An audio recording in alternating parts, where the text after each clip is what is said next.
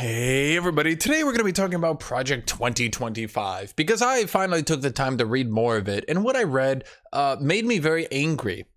And a lot of people don't like it when I make political videos. To you I say, shut up, just read it or read it with me and you might understand why some of this stuff is kind of starting to piss me off. What started by annoying me?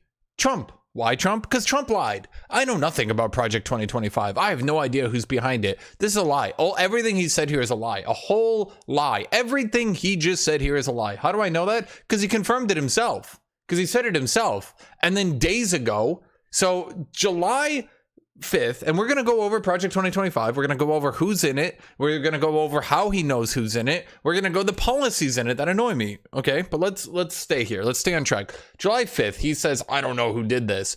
On July 11th, so a few days later, his own people put out a video. Our country is going to hell.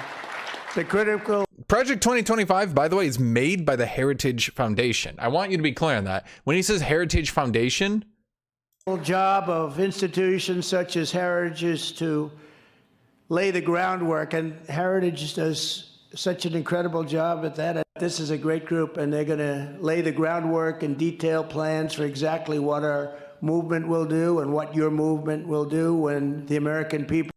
Okay, this is Trump on record saying him right here saying Project 2025 Heritage. Heritage is Project 2025.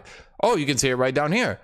Director, Project 2025, the Heritage Foundation, the Heritage Foundation, the Heritage Foundation. Project 2025 is the Heritage Foundation.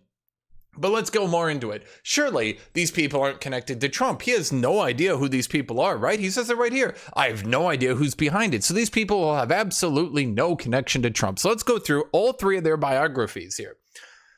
Prior to joining Heritage, the organization he literally just said that's making his plan, Dan served in the Trump administration as chief of staff at the U.S. Office of Personnel Management, where he managed the federal agency in charge of human resources policy for more than 2 million federal workers. He also served as OPM's White House liaison, who worked integrally with the White House Office of Presidential Personnel to staff the approximately 4,000 presidential appointees across the federal government. In January 2021, President Trump appointed Dans to serve as chairman of the National Capital Planning Commission. Wow. Okay, so this guy definitely knows Trump. Trump definitely knows who this guy is. Okay, but it's probably only one, right? Probably only Paul Dans, not Spencer Cretin. Cretin? I'm going to call him Cretin. Okay, Spencer, and by the way, this is on their website, the Heritage website. You can see it right here. You guys see this? Project 2025. You see their biographies are on theheritage.org. The very organization Trump just said. You heard him say it. This is his organization. Okay, let's move on. Spencer. From 2020 to 2021, Cretin was a special assistant to President Donald J. Trump and associate director of presidential personnel, helping to identify, recruit, and place hundreds of political appointees at all levels of government. Before his role at White House, Cretin served as a political appointee at the Department of Housing and Urban Development. Wow, this guy definitely sounds like someone who Trump knows.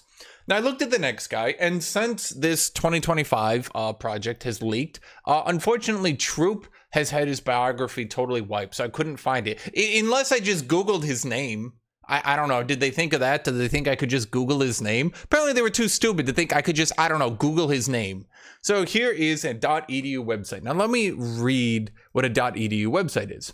Since 2001, new registrants for second-level domain names have been required to be United States-affiliated institutions of higher education. This is a United States-affiliated institute of higher education. This is not, I know some of you might go in the comments and say, it's liberal propaganda. No, this isn't true. Guys, shut up. Seriously. Okay. He previously served in the White House as associate director. Oh my God. Okay, I'm going to read through it at the first because holy crap. Troop Calhoun Hemingway is the president of Personal Policy Operations, a nonprofit dedicated to de-risking civic engagement for conservatives, and is a senior advisor to the American First Policy Institute's America First Transition Project. He previously served in the White House as Associate Director for National Security in the Office of Presidential Personnel, where his portfolio included the Departments of Defense, Homeland Security, Energy, and the intelligence community.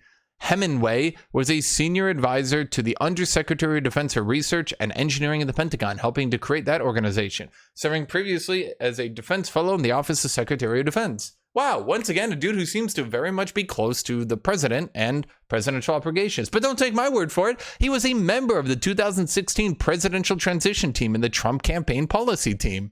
Wow, that's so weird. Another guy, 3 of 3, just directly connected to Trump by their own biographies, in addition to Trump saying Heritage Foundation. That's crazy. This is crazy. It's like he lied. It's like he just blatantly lied to you, to me, to all of us. So let's move on then. Obviously, anyone of any amount of intelligence would be able to understand he lied. This is Trump's policy. So what are his policies? Let's look through all of them. And why might some of these rather annoy me? Okay, let's talk about this. This is his healthcare reform. For his healthcare reform, I read through most of it. What does it seem to focus on weirdly? It seems to focus very, very weirdly on removing a shitload of funding to child welfare.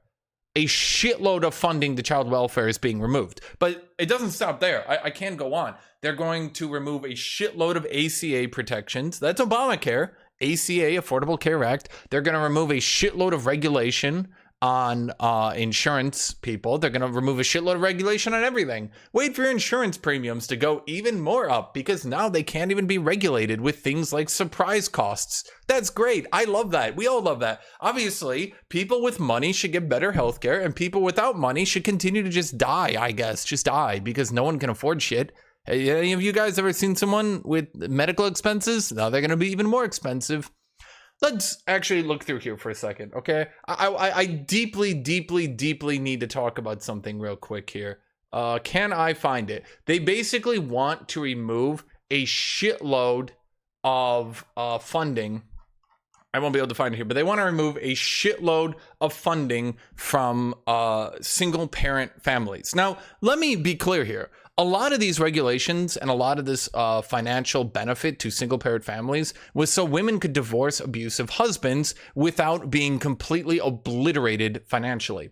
They want to reform it so that husbands have to pay less money if they're divorced. They get more visitation time, and the tax credit for being divorced goes down. But where is that money going to go? Utilize HMRE funding or grants to provide state-level high school education resources and curriculum on healthy marriages, sexual risk avoidance, and healthy relationships. So to women who have kids, who need government assistance, they're going to get it away. Early interventions and prevention are much more cost-effective than our efforts to reach people already in broken relationships. Unfortunately, see, my grandma used some of these programs because her husband was beating the shit out of her, and she divorced him. And she managed to use government programs to be able to raise her kids. My mom, in fact. See, Trump and the Republicans want that to go away. They don't like that. Women divorcing their husbands because they're getting their fucking ass beat, because they're getting fucking brutalized. Yeah, that's bad, apparently. That's bad. We shouldn't allow that. No. Keep them in the relationship because they will have to be financially dependent. They do use those words, by the way. Like I'm paraphrasing, but in their like flowery terms, that's basically what they're saying. Allow child welfare funding to be used for marriage and relationship education. Take away this child welfare. Take away single parent family funding. They don't need it. Let's use that for marriage and relationship education. Are you fucking kidding me? Are you literally fucking kidding me? Like my mind is collapsing here, dude. This is actually a program. They actually want to remove the money for single parent families to give education to high schoolers to avoid sex. That's it, guys. This is how we're gonna fix America. Let's move on, okay? And I assure you, there are so many terrible policies here that if I spend time on all of these, I would, my brain would just die. But let's move on to another thing. See, I talked about my grandma. Let's talk about my grandpa then. See, my grandpa served in Korea. Unfortunately, and I don't tell this story much because he doesn't like telling this story much, so I'll keep it as quickly as possible. While serving in the Korean War, he woke up one day and everyone was dead. His entire squad had been hit by a mortar strike. So let's move on then. What are they doing for our veterans? What are they doing to help their veterans? I'm kind of angry here. Embrace the expansion of community-based outpatient clinics as an avenue to maintain a VA footprint in challenging medical markets without investing further in obsolete and unaffordable VA healthcare campuses. Because veterans health assistance is obsolete and unaffordable, so we can't invest in it. Let me move on here, fellas. What are some direct policies that they want to implement? Require VHA facilities to increase the number of patients seen each day to equal the numbers seen by DoD medical facilities. Approximately 19 patients per provider per day. Let me math that out for you. For some of you guys who maybe actually can't understand that. If you work an 8-hour shift and you work 60 minutes, how much do you have if you have to see 19 that's 25 minutes. This doesn't include lunch. This doesn't include the time to walk from patient to patient. This just includes per patient 25 minutes. If they could, let me put it this way.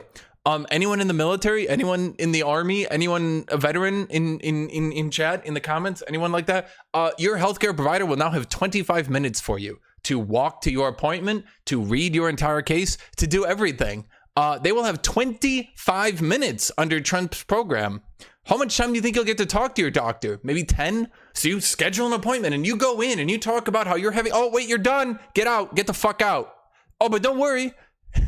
Don't worry. They won't invest further in obsolete and unaffordable VA healthcare campuses. Nah, just shove it off to an outpatient clinic and hope that works. I guess. But what's their plan to save money? How are they going to save you, veterans? Consider aggressively recruiting retired physicians who desire to serve veterans. It's okay, veterans. Instead of getting the A team, instead of getting the V team, you're going to get the C team. Maybe, I guess. Better hope they're not senile. Yeah, you're going to get retired physicians who want to perform charity. You're charity, veterans. Nah, you guys are fucking charity now. You better hope the physician who's 60, 70 years old, who's just serving you on the weekend because he has nothing better to do, you better hope he's got his up-to-date medical license. You better hope that he has up-to-date medical plans, and you better hope that he's giving you 100% because this is how we're gonna save money.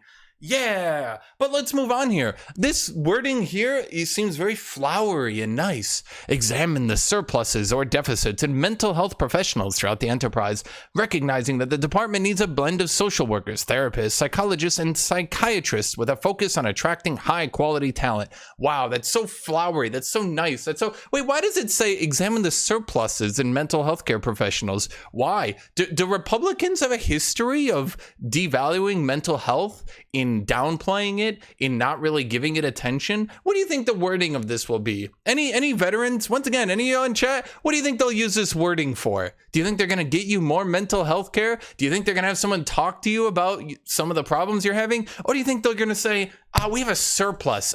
We gotta get rid of some of them to save money.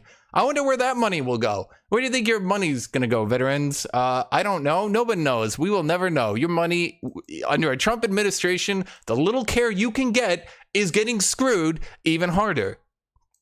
Let's move on to the next thing. The complete fucking takeover over the FBI. Because obviously one of the biggest deals for Republicans right now is that they don't have complete control over the FBI. That is a big issue. They need complete control over the FBI. That's not scary. That's not terrifying. That's not really fucking weird and completely authoritarian. Obviously, everyone knows the first thing dictators do is allow their police to investigate them fully to the maximum authority, and they don't interfere with them at all. No, wait. Actually, I did hear that authoritarians love to have secret police that only they can control. Well, who would control it? Well, let's see here. Conduct an immediate comprehensive review of all major active FBI investigations and activities and terminate any that are unlawful or contrary to the national interest. I can just hear the Stalin in my head right now. I can't do a Russian accent, but I'm sure he would talk about the national interest needing nobody to investigate him. This isn't scary. This isn't kind of terrifying or anything like that. No, of course not. Of course not. No, that's not weird or anything like that. But let's move down here. Let's talk more here. Prohibit the FBI from engaging in general in activities related to combating the spread of so-called misinformation and disinformation by Americans who are not tied to any plausible criminal activity. Ooh, that word right there, plausible. Ooh, right there. So why are we stopping the FBI from combating misinformation and disinformation? It's pretty well known. It's pretty much an open secret at this point, right? The United States, China, Russia, everyone, all major governments at this point engage in propaganda, disinformation, misinformation. They all do it.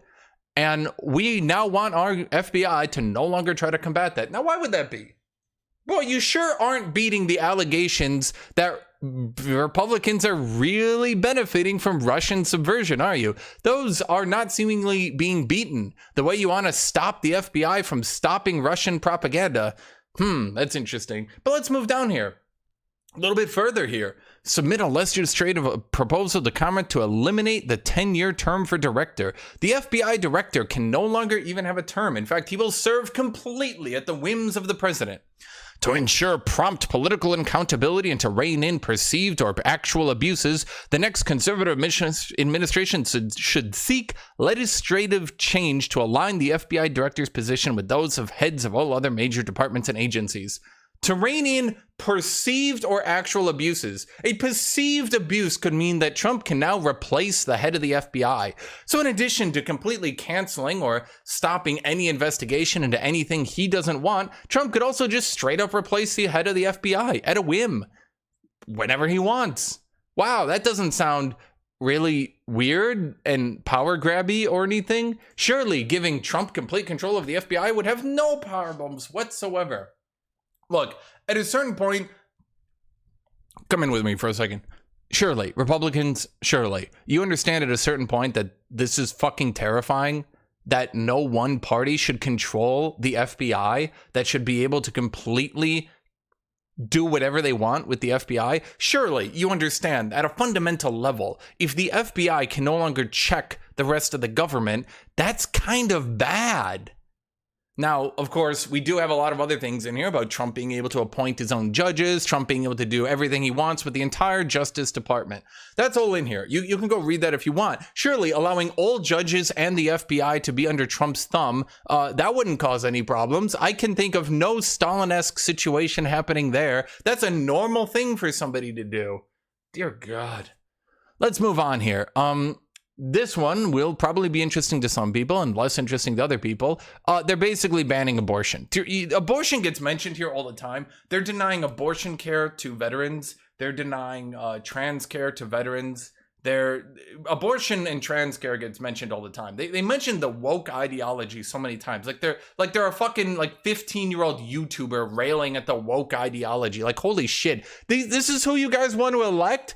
Someone who puts the woke gender ideology in their policies? Like, you have to be kidding me. Are you guys... Okay, let's move on. Let's read this.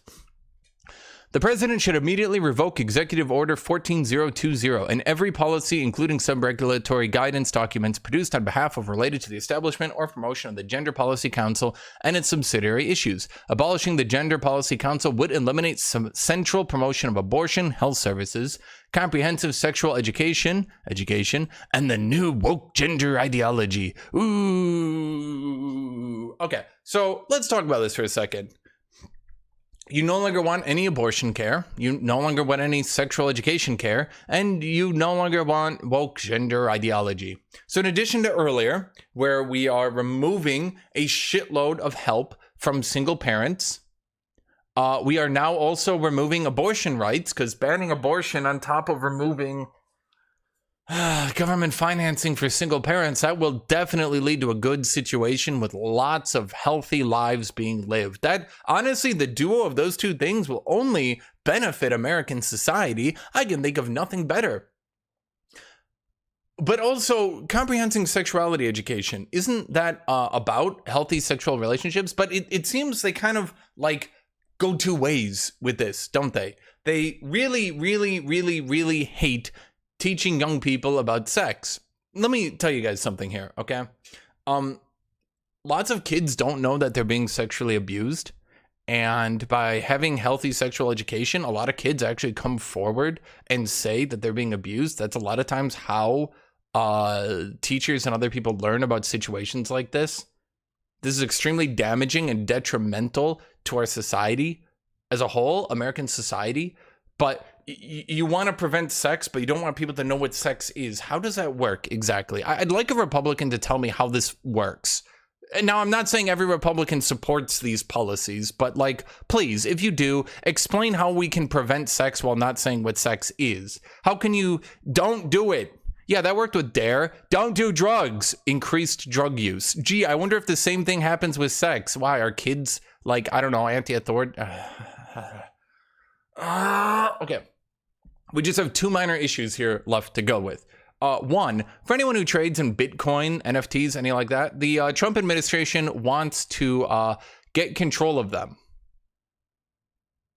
Yeah, they want to take control over them. There's a lot of regulations here. These are all regulation on digital currency, digital assets.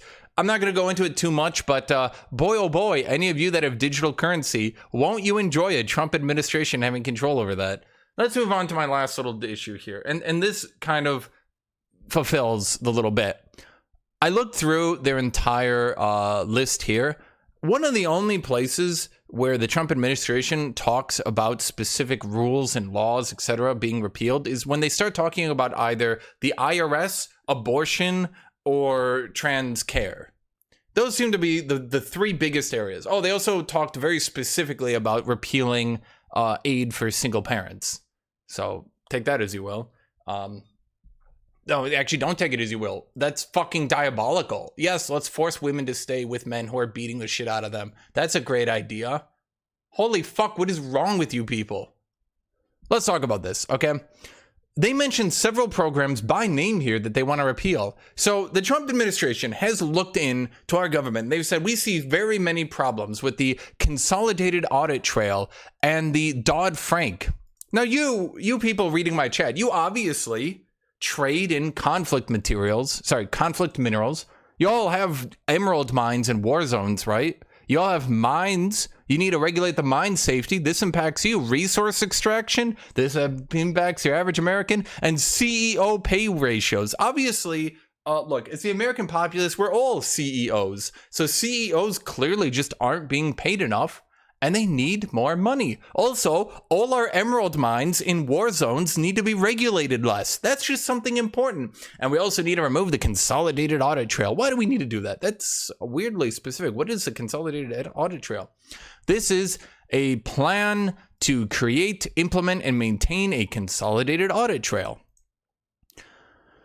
What does this do specifically? Requires certain data to be reported to the central repository by 8 a.m. Eastern Time the following trading day and be subsequently available to regulators for their analysis. What does this mean effectively to you guys who didn't read all through this like I did? Basically, the IRS gets to maintain a central authority where all traders and people looking to have, people that they're trying to tax, meaning day traders, stuff like that, need to report every single day to a central authority so the government can keep fair track of everybody's money. So you can't dodge taxes and you can't lie to the government. For some reason, some very bizarre reason, this is targeted and called out by name by the Trump administration. The Consolidated Audit Trail. Obviously, keeping a trail on money is bad for the American people. All of you, my chatters, this is the most concerning thing to you. We have to deal with this problem of your money being tracked by the government when you do financial trading. I'm leaving a pause here because, holy shit. Like, do you want me to spell it out? They just don't want to pay taxes. That's it. They just don't want to pay taxes. Great. Okay. Now look, if you want to learn more about this stuff, and there is a lot in here, and it's basically all this bad. Sorry, I got a little bit angry, but holy shit, the more I read about this, oh my God, dude. I'm like actually kind of angry here, but if you want to go read this, this is all on their website. This is all online. You can go watch other people do videos on that. You can go watch other people do that. I mean, obviously, we need okay. So that's this video. This is what Project 2025 is like, okay? This is when Trump lied to you and then just blatantly said they were working with him anyway. I don't know these people. These people I'm working with have nearly finished my plans. Fucking, you got the Emperor being here. I have no idea about my Death Star. 6 days later. Great job on the Death Star, everybody. Like, what the shit? How do you guys trust someone who does this? How do you trust someone who says, I know nothing about it? Here, I know everything about it. Come on. Come on, people. That's my video. Thank you all for watching. This will probably be my last political video for a while unless something really dumb happens.